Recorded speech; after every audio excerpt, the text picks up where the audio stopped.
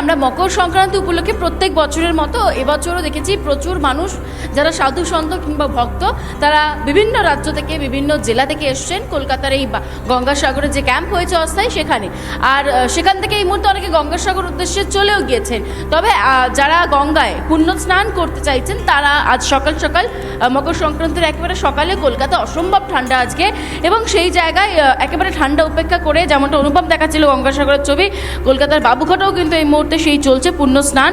তুমি দেখতে পাচ্ছ যে এই মুহূর্তে প্রচুর প্রচুর ভক্তরা একেবারে গঙ্গায় নেমে পড়েছেন। তবে পুলিশের তরফ থেকে এও বলা হচ্ছে যাতে দূর দূরান্ত থেকে যারা আসছেন তারা যাতে একেবারে দূর পর্যন্ত না চলে যায়, কারণ একেবারে তুমি বুঝতে পারছো যে একদম পুলিশ যেহেতু নজরদারি রাখছে সেই কারণে তারা এই মুহূর্তে মাইকিং করছে।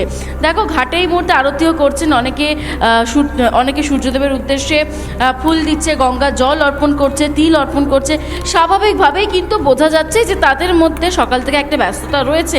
গোটা ঘাটের চিত্রটা তুমি এই মুহূর্তে দেখো, যেখানে অনেকেই এসছেন ভক্তরা। আমি একটু কথা বলার চেষ্টা করি যে কোত্থেকে কাছে সে আয় আমি এই তো টালিগঞ্জ থেকে এই ঠান্ডার মধ্যে গঙ্গায় স্নান করলেন? হ্যাঁ হ্যাঁ, এটা আমাদের আজ নিয়ম, আজকে নিয়ম মকর সংক্রান্তি।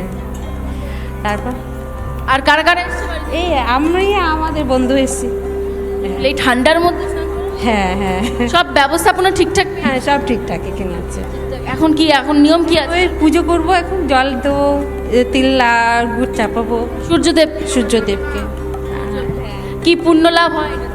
হ্যাঁ, এটা আমাদের যে হয়ে আসছে জিনিসটা, সেটাই আমরা পালন করি, সংস্কৃতি এইটাই আমরা